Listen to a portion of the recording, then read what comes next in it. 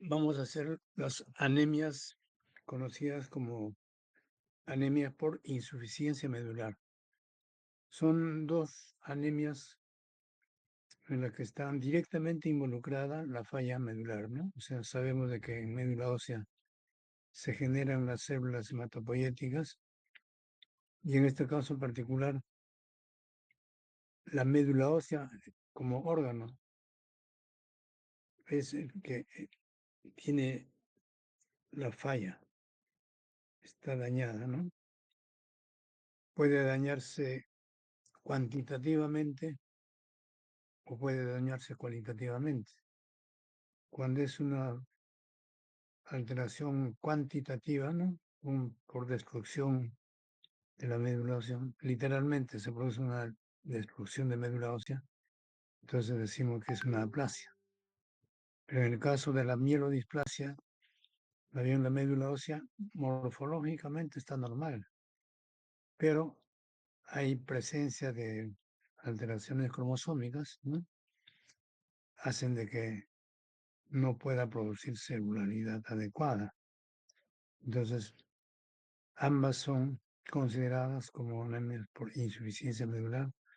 Ambas tienen algunas características clínicas muy parecidas, pero obviamente la evolución y el pronóstico son totalmente distintas.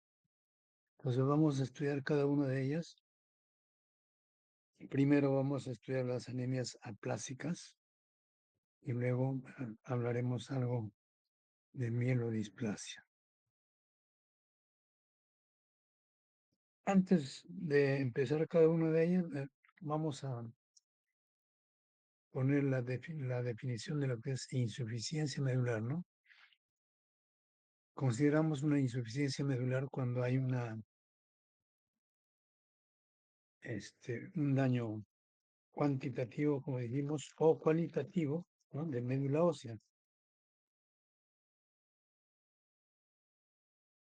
que va a llevar lógicamente a la disminución de producción de las células, ¿no? O sea, a las conocidas como pancitopenias, desde la producción medular, ¿no? O sea, en estos pacientes la vitamina B2 está normal, el fierro también, ácido fólico también, ¿no? El problema está en el mismo, la misma médula ósea como órgano. Este es un algoritmo cuando nos queremos orientar hacia dónde vamos. Cuando tenemos una pancitopenia, ¿no? O sea, una baja de celularidad con algún grado de anemia, leucocitos bajos o plaquetas bajas, ¿no? Entonces, lo primero que nos interesa ver si hay o no crecimiento ganglionar o de hígado o de vaso, ¿no? En el caso de que haya presencia de ganglios o hepatoesplenomegalia, entonces nos dirigimos posiblemente hacia los procesos linfo o mieloproliferativos, ¿no? Con invasión medular, o sea, las células invaden y esto va a llevar pues a la leucemia o al linfoma, ¿no? Entonces será necesario hacer la tipificación a través de un aspirado de médula ósea, ¿no? O biopsia de médula. En el otro caso, miren, cuando hay pancitopenia, pero no hay crecimiento de ganglios, no hay crecimiento de hígado ni de vaso, ¿no? Y cuando hacemos una lámina periférica no encontramos células inmaduras, ¿no? O anormales o blastos, ¿no? Entonces nos está orientando hacia la posibilidad de una aplasia o mielodisplasia, ¿no? Entonces, eso es importante que tengan en cuenta acá. Teniendo en cuenta de que la aplasia, ya dijimos, es una médula ósea pobre, bastante pobre. donde hay gran disminución de celularidad. Más adelante veremos algunas figuras. En cambio, la médula ósea de la displasia va a ser una médula ósea aumentada, normal o aumentada inclusive, ¿no? Por eso le consideran como una médula ósea rica en celularidad, pero que es disfuncional. Y ese dato es importante. Ahora sí vamos a empezar a estudiar lo que es la anemia aplásica. Entonces, por definición, es una falla medular cuantitativa, ¿verdad? Con una pancitopenia que puede ser leve, moderada o severa. Generalmente cuando los pacientes llegan a la consulta, generalmente cuando se trata de aplasia, las pancitopenias o las citopenias en general van a ser bastante severas. Muchos llegan con hemoglobina de 4, de 5, plaquetas debajo de 20.000, llegan con leucocitos de 1.500, ¿no? O sea que son bastante severas generalmente. Y sin compromiso de otros órganos, pero sí pueden haber asociación, lógicamente, de procesos hemorrágicos, ¿no? Como por el problema de las bajas de plaquetas, una anemia marcada, o puede haber infecciones como producto de la leucopenia, ¿no? Disminución de neutrófilos, neutropenia y por lo tanto también infecciones en diversa magnitud.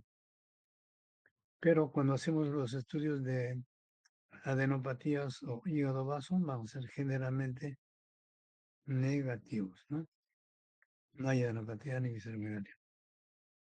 Si existiera algún grado de adenopatías, entonces más bien nos están alejando de la posibilidad de ser una anemia aplásica.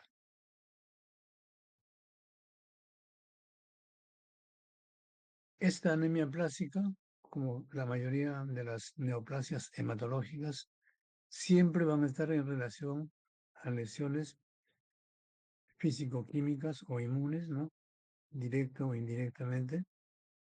Y en este caso, por ejemplo, en relación a radiación X o gamma, ¿no? O sea, los rayos X o los gamma pueden producir lesiones orgánicas en la médula ósea, o también pacientes que tienen exposición a derivados del benceno. Estamos hablando del tiner, del petróleo, querosene, gasolina, ¿no? Y muchos otros. También personas que tienen actividades en el trabajo con insecticidas, igualmente, ¿no? Pacientes se dedican a la pintura también, entonces pueden ser afectados la médula ósea. Por otro lado, los quimioterápicos. Y de los quimioterápicos, los principales son los más aplacientes, la ciclofosfamida, la daunorubicina y la vincristina, ¿no? Entonces hay que tener mucho, mucho en cuenta. Por eso que los quimioterápicos son directamente aplaciantes y previsiblemente aplaciantes. Por eso que la quimioterapia, después de dar una sesión de 8 días seguidos, en la que supuestamente ya la médula ósea está entrando en una aplasia, se tiene que dar un tiempo perentorio, que es de 3 semanas a 4 semanas, para que la médula se recupere. Por eso que la quimioterapia siempre se da un espacio, ¿no? Después de la primera semana, un espacio de 3 o 4 semanas para que se recupere, porque si le damos quimioterapia seguida, obviamente ese paciente va a caer en aplasia y de repente va a fallecer por anemia plástica y no por leucemia. Entonces, mucho, mucho cuidado con los pacientes. En relación a fármacos, el cloranfenicol, tapazol, metamizol y AINES más está en relación con aplasia. Hace pocos años se quitó el cloranfenicol, que era un antibiótico muy potente y muy bueno para los gram negativos y los anaerobios, pero se quitó del mercado justamente por haber reportado varios casos de anemia aplásica. Y Fíjense ustedes, en el número 5 hay un promedio de 50% de pacientes que no se llega a conocer la causa y son considerados como idiopáticos, ¿no? Esos idiopáticos generalmente son de tipo inmune. Miren cómo es una médula ósea normal.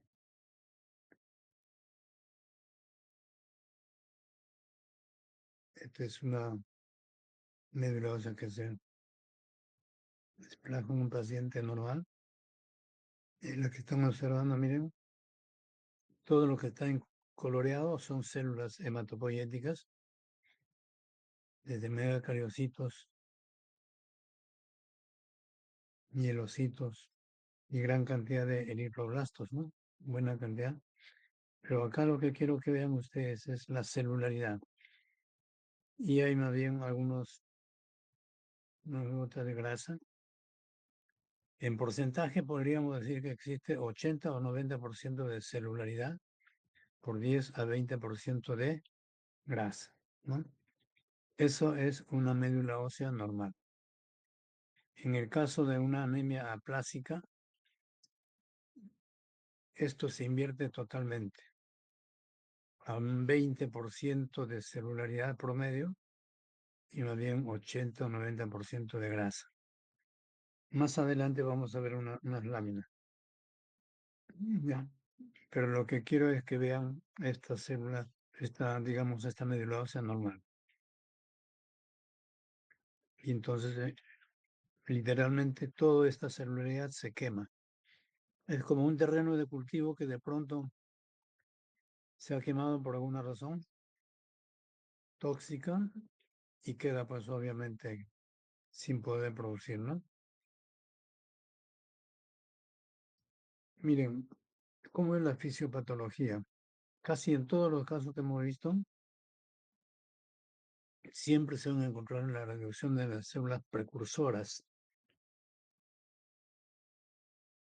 Cuando vimos la primera lámina de la clase introductoria de la eritropoiesis, ¿no?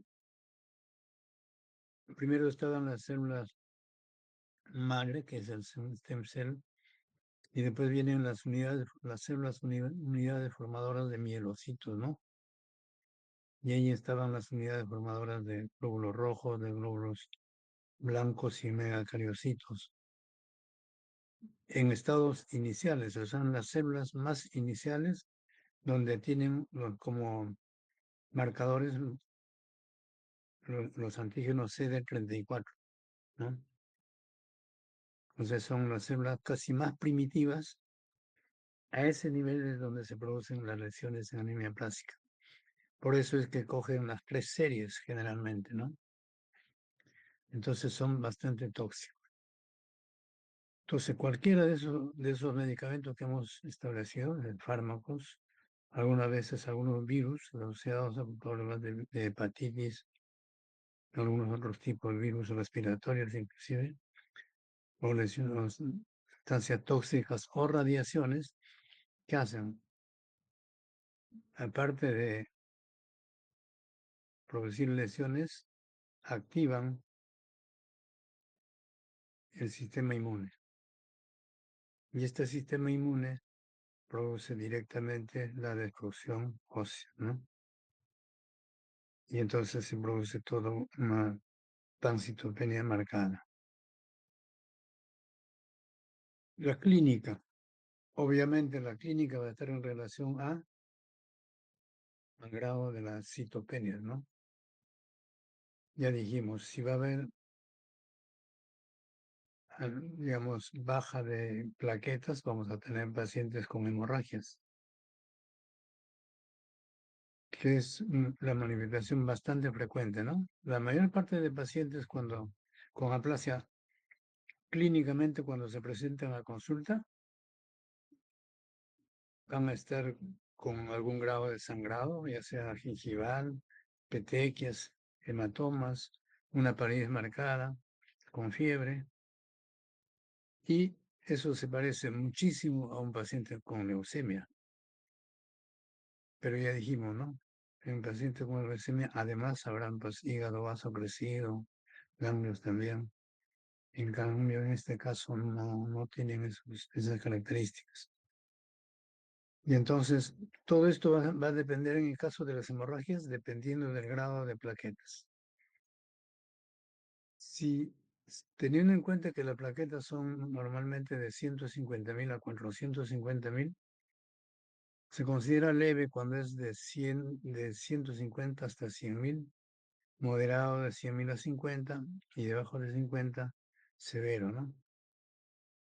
Entonces, en los casos más críticos son cuando están debajo de 50.000, donde se pueden producir sangrados, pero además puede haber sangrado cerebral. Y eso es lo más peligroso, que muchas veces los pacientes hacen una hemorragia intracerebral y es muy tarde para ingresar a sala de operaciones, ¿no? Porque ningún cirujano quiere ingresar a una sala de operación cuando hay sangrado, cuando las plaquetas están debajo de 20.000. Y para subirlo a 50.000 se requiere un montón de plaquetas y que algunas veces no existe plaquetas en el banco de sangre, ¿no? Entonces es un momento bastante crítico. Igualmente cuando se produce una hemorragia digestiva alta. O sea, son las dos formas de sangrado mayor, así se considera, sangrado mayor, al sangrado en el sistema nervioso central y la hemorragia digestiva alta, que pueden llevar a la muerte de estos pacientes. También pueden venir con infecciones, ya dijimos, ¿no? Por estar en pacientes en grado de neutropenia marcada.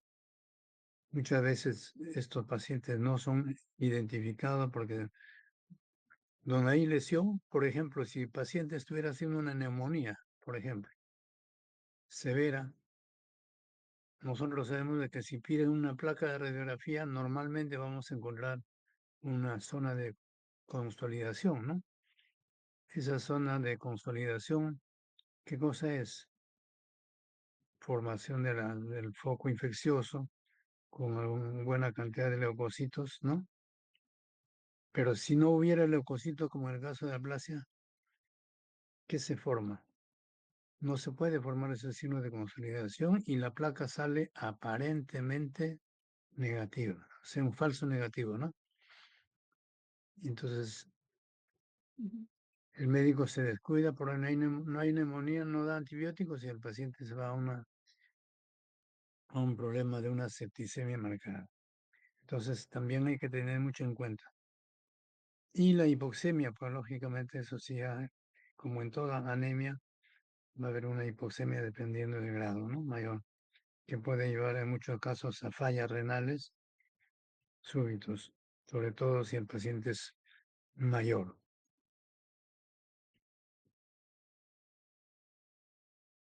Miren, para demostrarle cómo se presenta una neutropenia, o sea, una leucopenia marcada,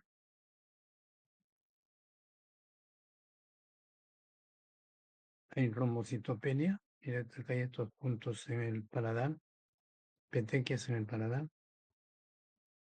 y por el lado izquierdo, en las amígdalas, mira, están infectadas, pero no se nota, son necrosadas totalmente,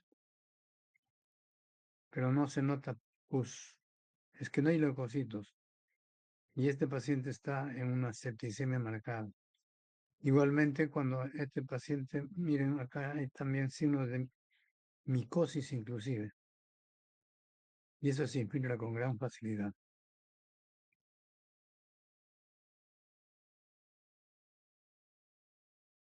Por la Candida albicans, ¿sí?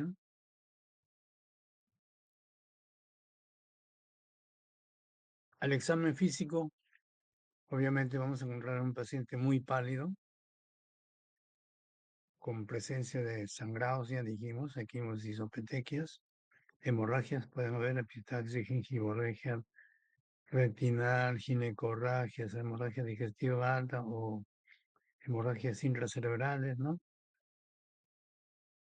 Ya dijimos, gingivitis, estomatitis, faringitis, proctitis, casi todos los puntos, llámese a nivel de vía urinaria, vaginal, si fuera dama la paciente, a nivel rectal, vía nasal, a nivel de oídos, en todos esos puntos pueden generarse focos infecciosos. Por eso que en el examen, en la rutina común a estos pacientes, antes de empezar cualquier tipo de antibióticos, hay que hacerle cultivo de todo lo que son secreciones. El hígado y el vaso van a estar de tamaños normales, ¿no? Más bien, si encontraran hepato o esplenomegalia, tenemos que dudar del diagnóstico.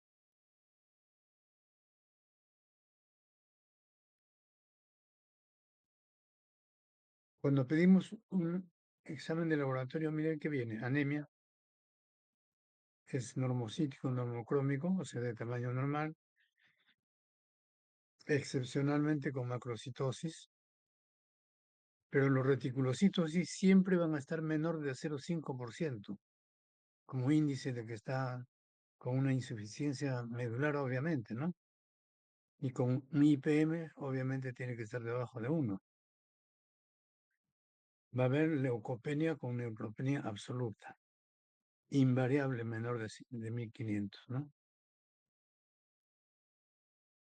Me parece que hay un seminario sobre neutropenia febril, para que vean la magnitud de un problema de neutropenia que puede llevar a procesos severos, llevando inclusive hasta coagulación intravascular diseminada en algunos casos.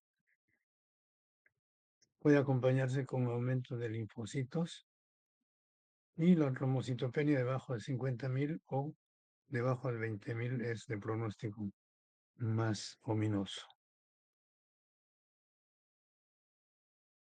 En conclusión, para hacer el diagnóstico de anemia aplásica, necesitamos hacer una buena historia, tratando de buscar justamente exposición a sustancias tóxicas, radiaciones, quimioterápicos, virus, ¿no?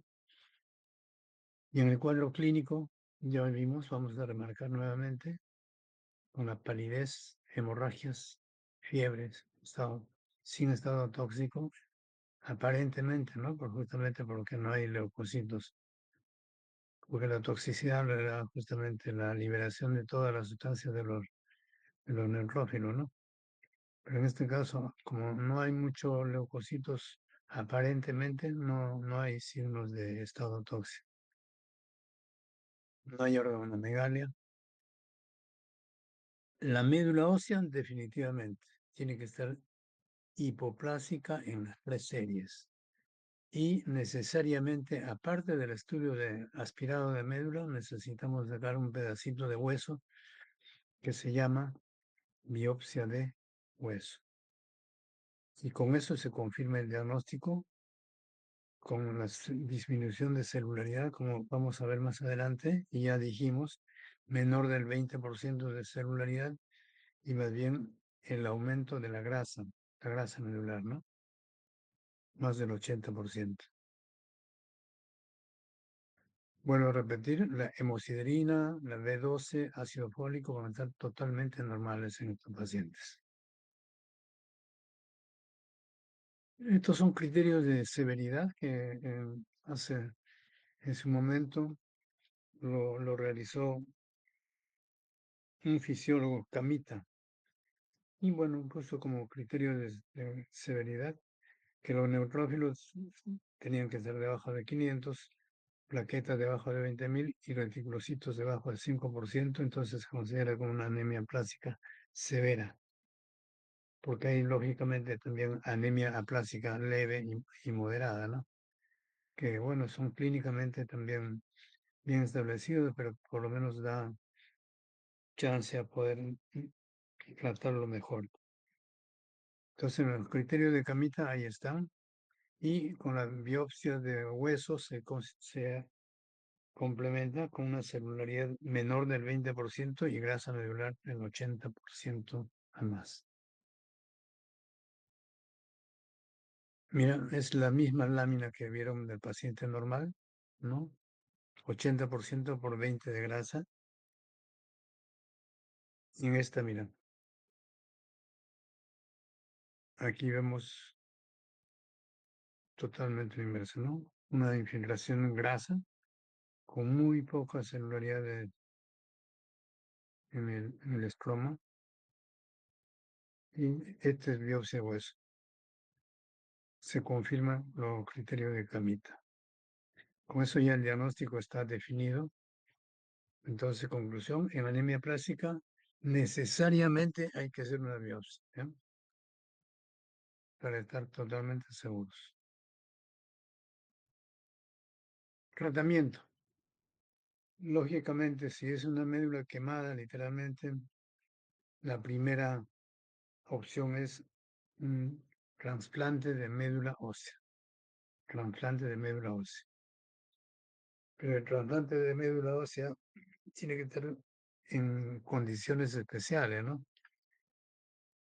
En países donde tienen a mano todas las posibilidades instaladas para un trasplante, lo hacen, digamos, de inmediato. Un paciente con anemia plástica severa, lo primero que hacen rápidamente estudio de todos los órganos, ¿no? O sea, a manera de un riesgo quirúrgico, y tratan de evitar lo mínimo, o en lo posible lo mínimo de transfusiones o cualquier tipo de productos sanguíneos. A lo más le ponen, digamos, si estuviera muy descompensado, con la justa como para compensarlo.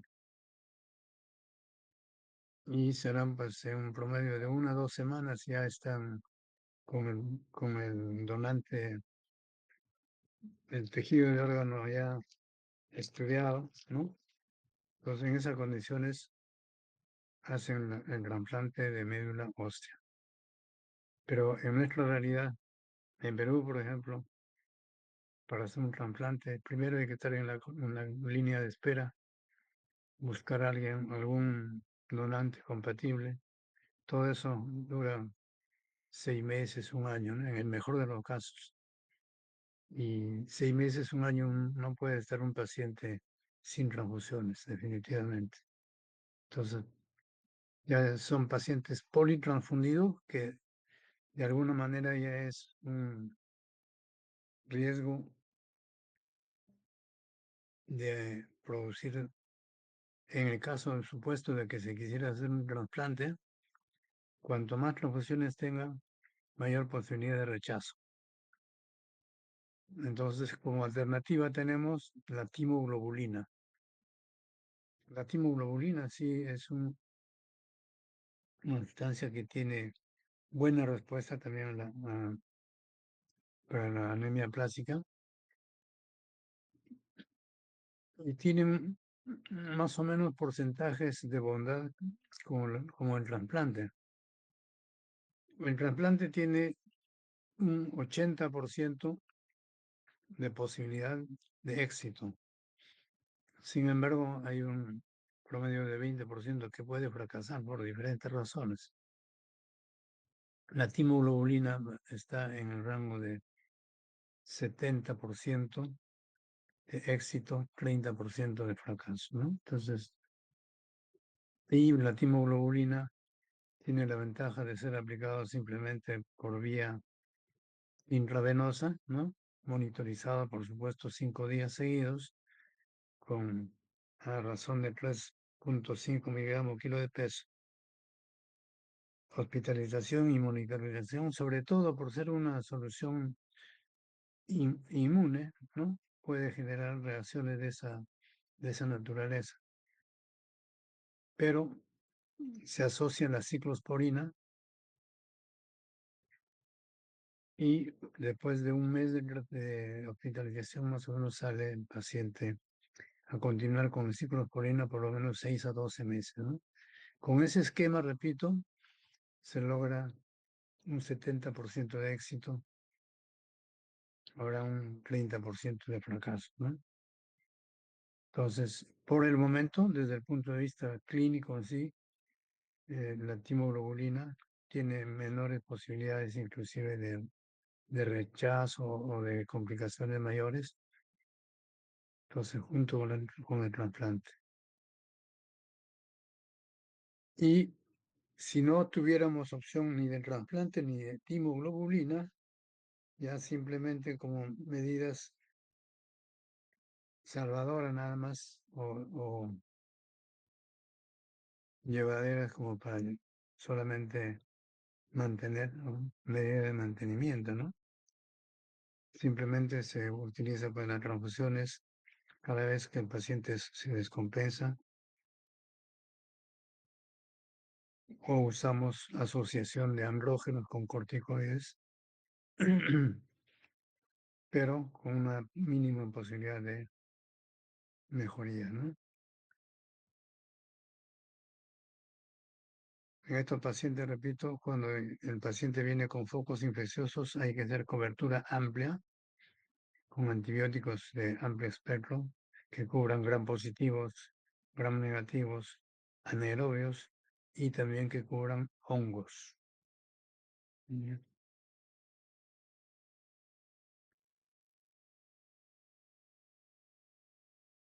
¿Alguna pregunta hasta ahí? Con respecto a aplasia, hasta acá, ¿alguna cosa que le haya llamado la atención o todo está comprendido?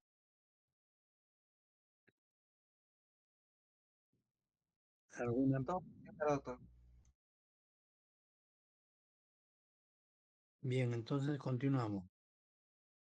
La otra parte, bueno, el diagnóstico diferencial en este caso, ya dijimos, hemos ido adelantando algo, son los síndromes mielodiplásicos y las leucemias agudas.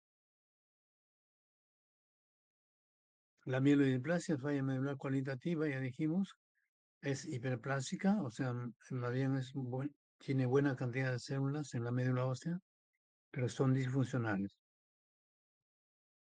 Tampoco tienen pancitopenia ni organomegalia de hígado vaso, y más bien aquí encontramos alteraciones cromosómicas, lo que no vamos a encontrar en las anemias aplásicas, ¿ya? Y con las leucemias agudas, ya también dijimos, clínicamente podemos confundirnos, pero aquí vamos a encontrar blastos, que son las células malignas, con alteraciones metabólicas, hipercalcemia, hiperglucemia, acidosis metabólica por descompensación, ¿no? Entonces, básicamente por eso. Vamos a continuar con la mielodiplasia, unos minutos para terminar, ¿ya? El síndrome mielodisplásico, también considerado como una preleucemia, ¿no? Justamente por lo que decíamos, hay alteraciones de tipo cromosómicas. Es una anemia también refractaria, o sea, si dan tratamiento con fierro, con B12, folatos, no va a responder para nada, por eso se le considera refractarias.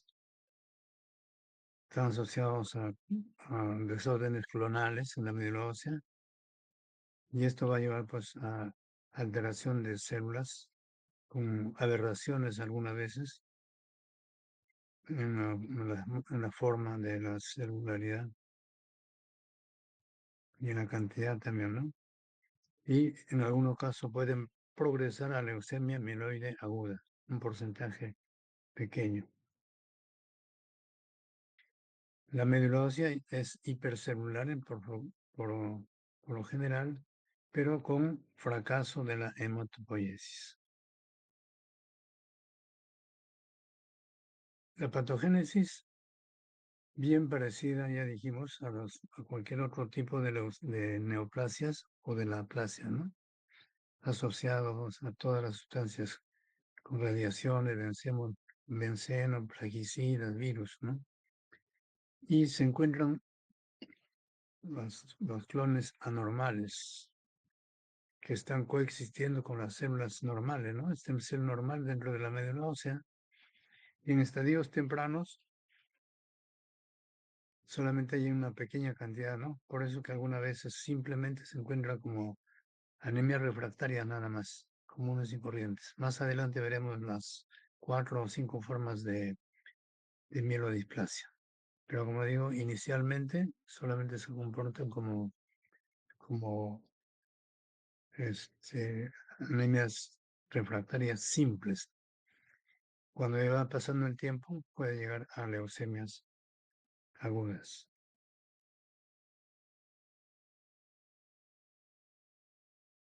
¿Cómo se hace el diagnóstico?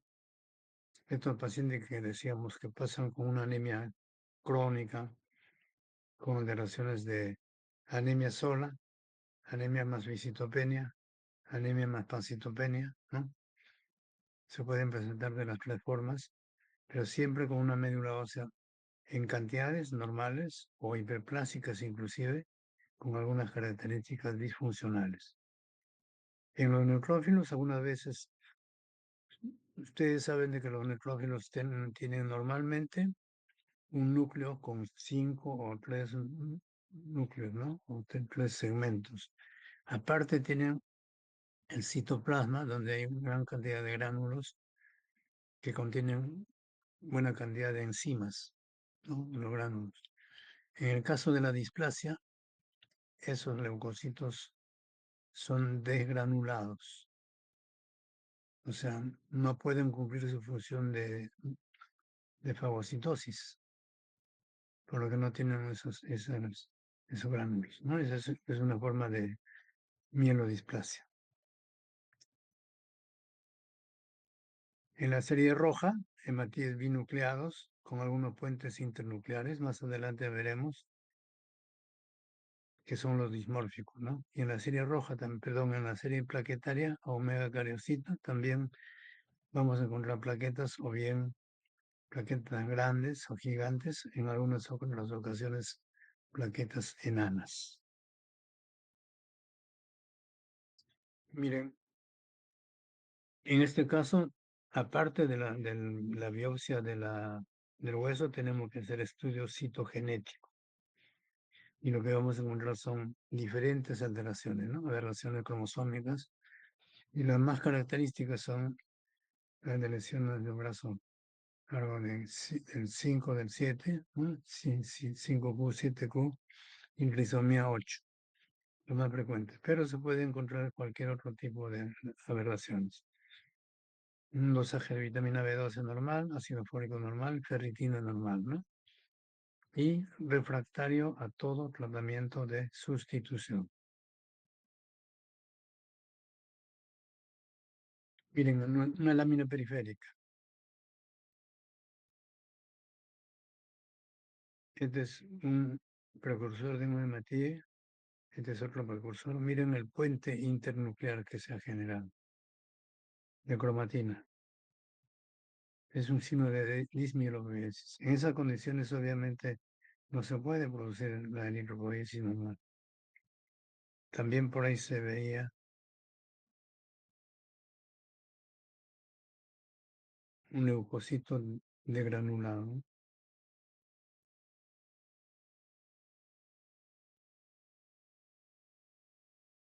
de granulación de leucocitos. Acá igual. Acá otro, miren.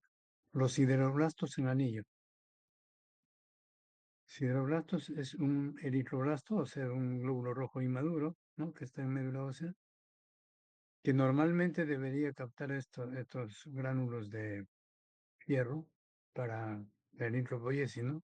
Pero máximo deberían haber 5 o 6 gránulos en todo el citoplasma.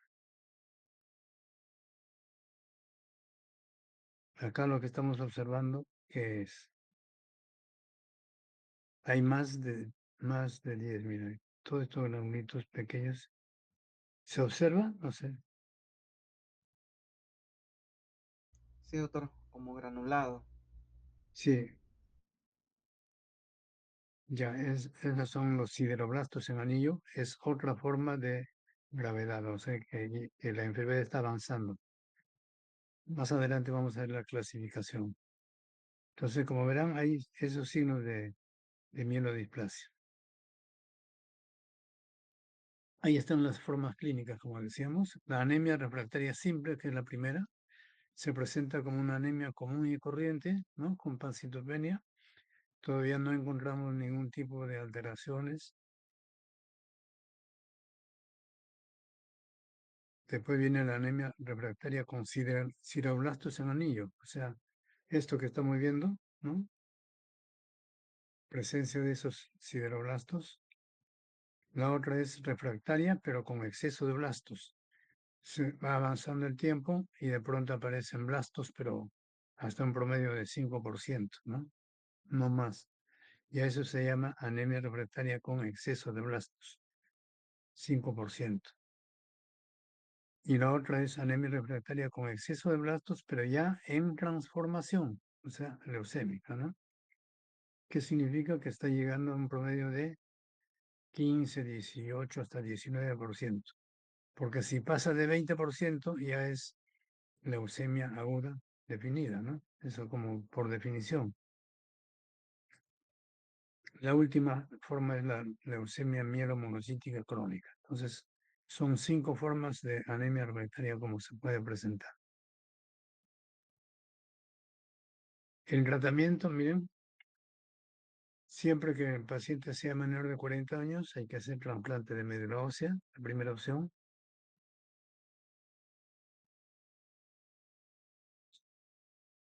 Después venía la quimioterapia agresiva. Hace 10 años atrás más o menos no había ningún resultado con ninguna terapia por más que sea agresiva y tenía resultados bastante limitados. En menos de 6 meses el paciente fallecía, pero este producto de la azacitidina es un producto, un agente, es, es un producto,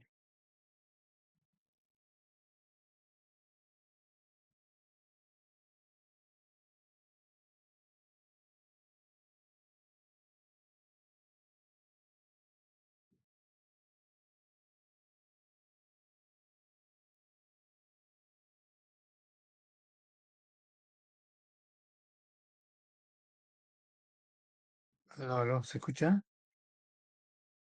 Sí, doctor, sí se Sí, escucha. doctor. Ya, ya, sí. La azacitidina decíamos, que es un agente que hace pocos años se ha descubierto en este caso, exclusivamente para los tratamientos de las displasias, y lo que ha mejorado es sobre todo el tiempo de sobrevida con una buena calidad de vida hasta un promedio de 5 a 8 años, ¿no? O sea, repito, antes, en menos de 6 meses, casi el pronóstico era fatal. Entonces, este agente de la azacitidina es un producto que actualmente ya tiene en el mercado peruano, pero el costo está un poco elevado, pero sí tiene una buena posibilidad de mejoría. Y en caso de la anemia refractaria simple, se utiliza inicialmente con estimulación como con eritropoyetina asociada a andrógenos o corticoides y B12 y ácido fólico excepcionalmente, pero son medidas que no están bien estudiadas, pero lo único que podemos de esto destacar es la hemopoietina, sí, ¿no? Como estimulante. Pero al haber cromosomos alterados, la hemopoietina no actúa a ese nivel. Pero la azacitidina sí. Entonces, ese sería el tratamiento de elección. Para pregunta examen, para síndrome mielodiplásico, tratamiento de elección es la azacitidina o trasplante de médula ósea. ¿Ya? Creo que esa fue la última lámina. Sí, fue la última lámina. Ahora sí, preguntas finales.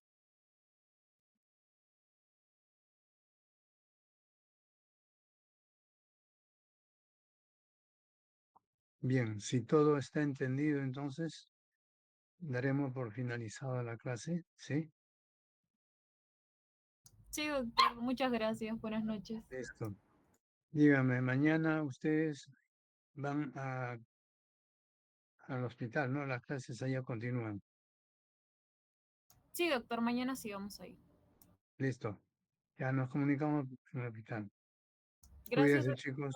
Hasta mañana. Pasen buenas noches. Gracias, Hasta mañana. Mañana, doctor. Gracias. Noches. Ah, Buenas noches. esperemos. Buenas noches.